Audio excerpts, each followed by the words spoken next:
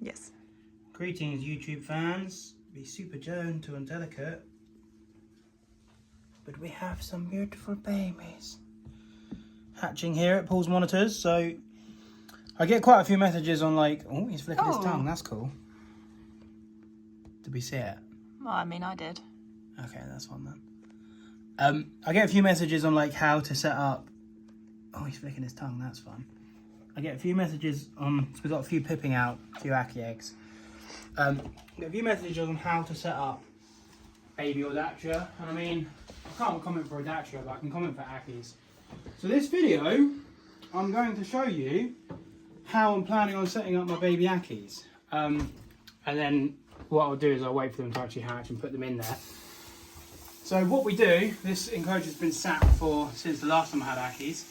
So we're just going to spray the absolute life out of it, because humidity is key. But what we want is we want humidity in the soil, but we don't want wet soil on top. So obviously now it's okay, because one, the animals aren't in there, and two, when you spray it, it's obviously going to be wet. But we want it to be able to dry out over the next couple of days. We're just going to give it a really, really heavy mist, because it's important for these guys to be able to have good microclimates. And then what I'm going to do is add more leaf litter, because leaf litter acts as like a barrier, so it stops the humidity dissipating. So, and Mama over here is coming to see what's going on. So the most important thing for baby Audacia is something called a reed stack. So can we see through there? See all the little different levels? What on earth is that? Imagine if that was an ackie. I was like saying, one slip through the cracks. So we have a reed stack that what I do is I just bury down in there a little bit, and then I sit it there so they can fit underneath it. I want it a little bit higher, so I'm going to put the soil over there, dig my little middle bit out. Reed stack, done, perfect. Look at that, wow. This allows them to be able to like thermo-regulate properly, you know? So they can get there, they can get in there, they can get in here. We're going to bring it forward a little bit. UVB, boom. Halogen heating, boom. So then we're going to mix this all around a bit, just because lizards. And then we're going to give it another big spray. And then what we're going to do is we're going to get to scaping the viv. And what we'll do is we'll probably do a bit of a time-lapsey style video for that. And then we'll get to you guys when the baby lizards are in there. So I'll see you in a few days. I said I'd see you in a few days, but I'm lying. So if we're getting close, Mrs. Camera Lady. Good filming, I like it. So what I've got is 1, 2, 3, 4 different just cork tubes hidden under. You can spray under there and give them nice little microclimates. Got plenty of climbing opportunity, plenty of climbing opportunity, plenty of climbing opportunity, but also plenty of floor space to run around and explore.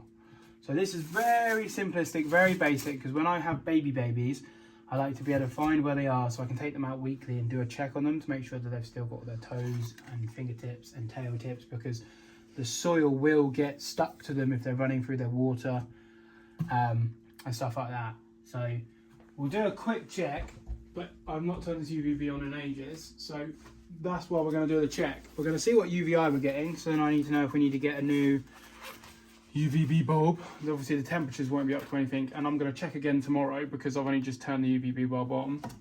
But perfect, look at that, real high basking spot, real high UVI. So when we're on the basking spot, we're getting a UVI of 3.5. So that also tells me that these are in the wrong place. This is why it's important to have this. Look at that, 12, way too high for your ackies. They'll get like thermal burns there. So I now know that I need to move these, which I'll do because obviously it's too high. I knew it was going to be high anyway, but I'd check. If it was around 6 or 7, I wouldn't really care, but that's too high. But for where they're going to be basking, we're on around the 3 to 5, 3 to 4, 3 to 5. Well, 3 to 5 is fine, but you want it right around the 4, so they can get up on this log here and get UVI of 4. Amazing. So I'm just going to rejiggle these around. I might just do that now, just while I'm rambling on to people. Move this over a little bit, stick that there, oh god, and stick that up on there like that. I normally don't like to have anything up near vents because I have had escapees come out through vents. There was a hole in this vent and they escaped. So that's fine. We're going to check the UVI. It's giving me a UVI of 5, so that's okay. I'm not overly concerned on 5, but I'm going to probably put that over there because it's a bit high. So I'm going to do that.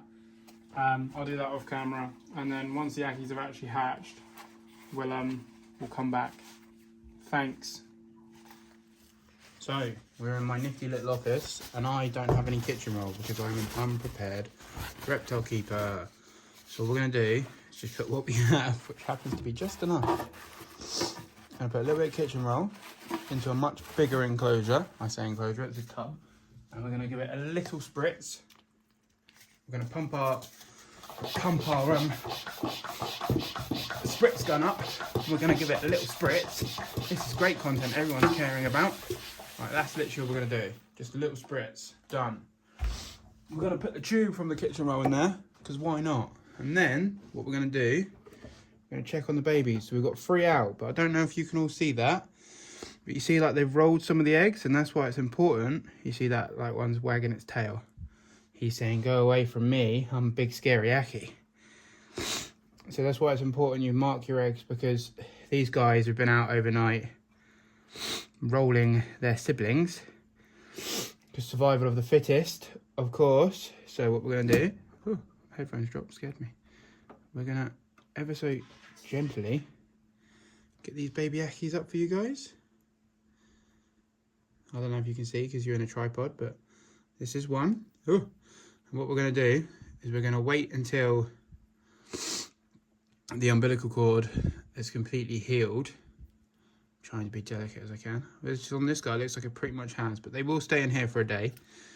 Once that's completely healed, they're going to go in their setup, which you'll see in a minute, because obviously we have the luxury of fast forwarding time. That's pretty healed up too. Some nice little baby ackies. Last one, ever so gentle. Look at that.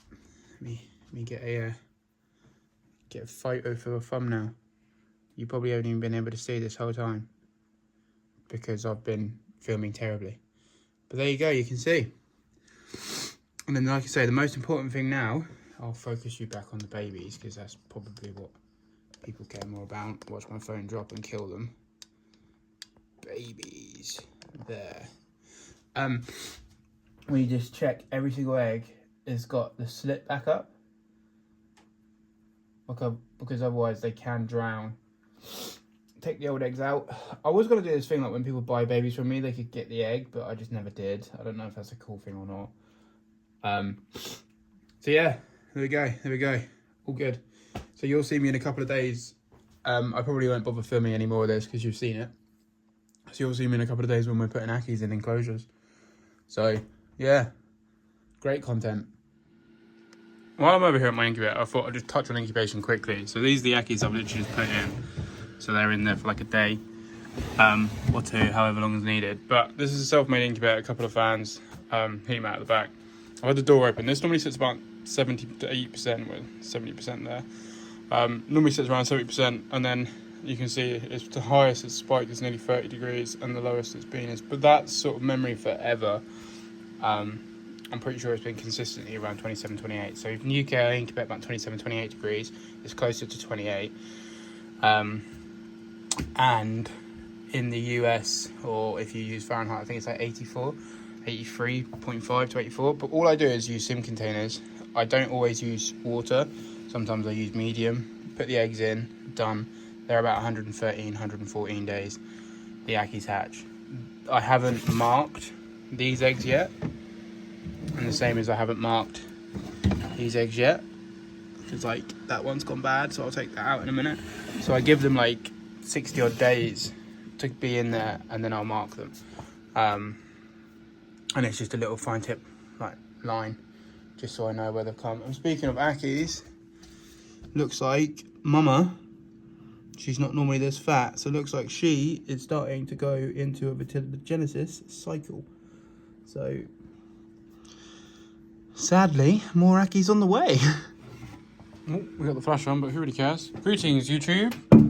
This is the final segment to that video. This is Dad. So, the little baby ackies Look at them all! Thumbnail. So yeah, basically, long story short, we have to go through, look at the variation as well. Like this one, you got little spots. This one, you got big spots. So yeah, well, basically, we're just going to go through ackie by ackie. Check underneath, make sure they're healed up, which they are. And then, they go into the enclosure. Once I've gone through and checked them all, I will return. This is the final one. I've already checked them, so I won't bother pretending for the camera. Look at them all! Thumbnail time. So yeah, that's it. That's pretty much it, really. That's Akkie's in. Akkie's done. They're all basking for the very first time. Get them used to. Oh, hello, friend. And they're off. Akkie's being Akkie. So tomorrow we'll throw some food in there. And yeah, that's basically it. I might do some updates on them afterwards, but this is just it for this video. And then, we'll shut this, mind your ears. We have 2 more eggs, which we need to check because they hadn't pipped yet. There we go, we've got 1 pip, 1 not. So 2 more to go. That's pretty much it, really. Any questions? Anything you want to see? If you want to see updates, comment, let me know. Be quite cool to see them roaming around the enclosure. Thanks for viewing, watching, listening and subscribing, as old Logan Paul says. It's Paul's Monitors. Out.